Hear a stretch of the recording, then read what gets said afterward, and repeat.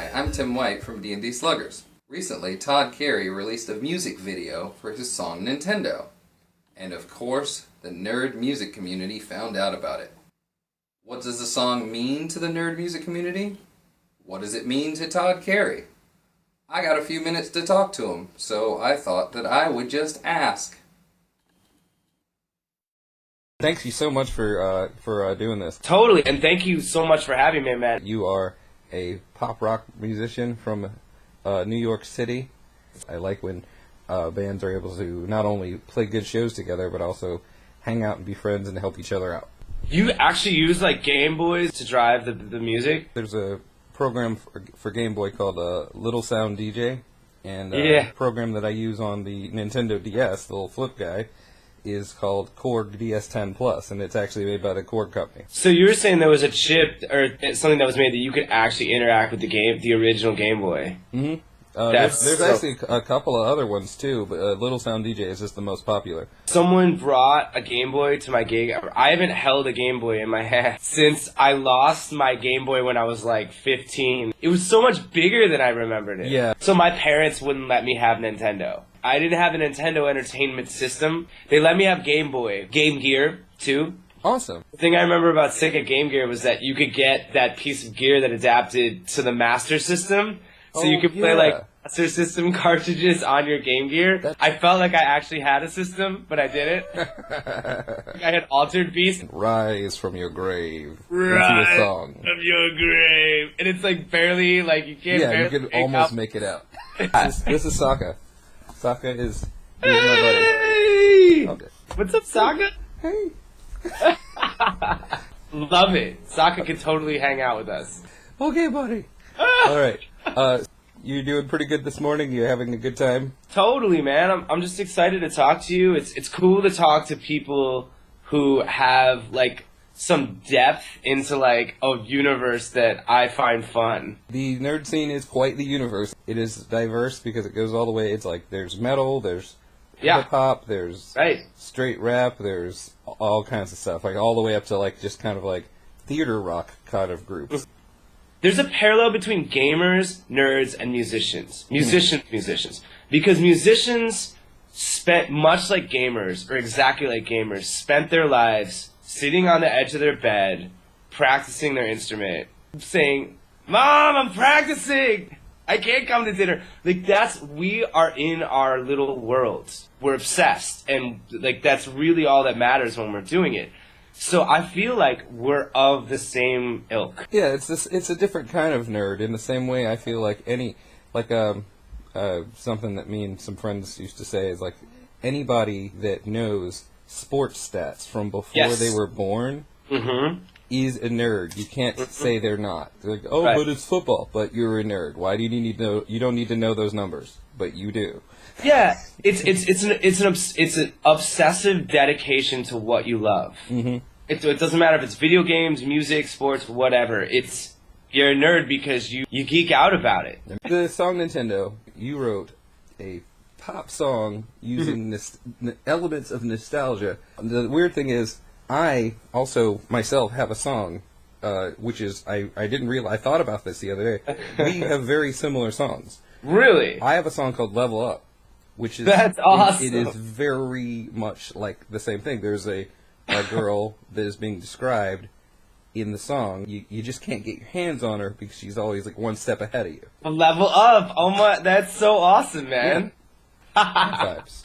I vibe, Saga. All right.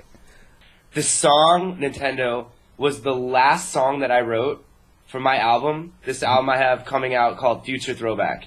And Nintendo was the last one that was almost like a supersized steroid distilled version of what we were looking for.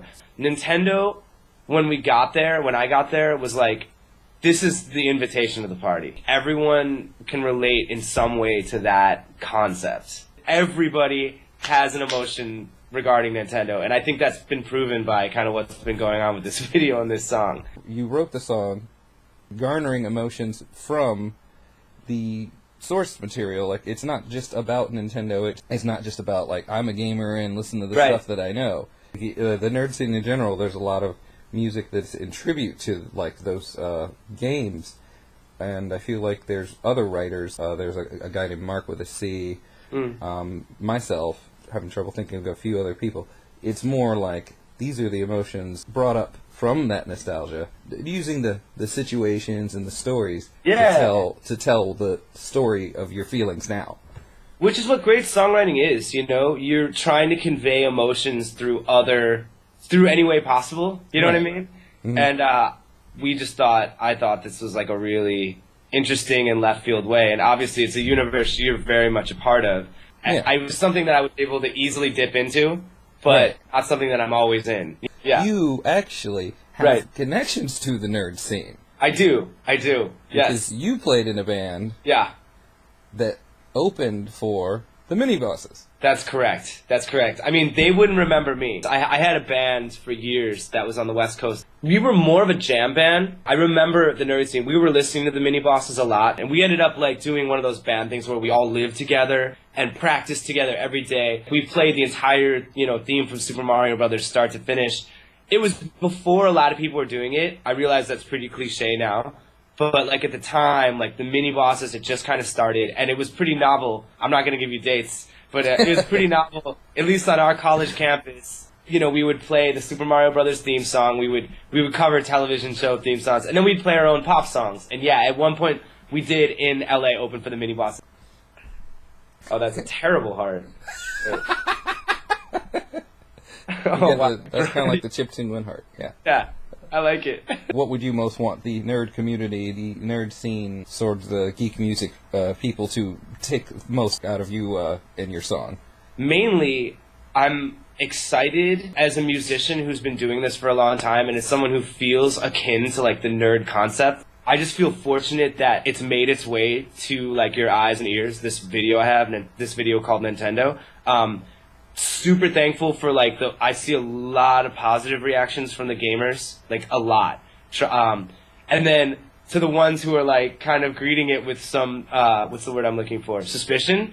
I would just say that that's great. Like I want strong reactions. It means a lot to me that like people are reacting, and to them I'd say that the song isn't a gamer song. I'm not a gamer. It's really more of a nostalgia song that taps into the emotion of what Nintendo brings to everybody, not just gamers. I really relate to the mentality of it, you know what I mean? But it was never written directly for the community. I just think it's cool that some people from the community are picking it up. And I also actually really like the fact that some people are hating it. That, like, there's something about it that excites me. I don't know why. So to those of you who are like, whatever, right, I'm like, more power to you. Bring it on, you know what I'm saying? There you go. Todd Carey once again hanging out. All right. Thanks a lot, man. I'm the @Todd Carey handle on Twitter. If anybody wants to chime in, gamers, opinions, like, hate, I'm here to talk. So thanks. All right, man. All right.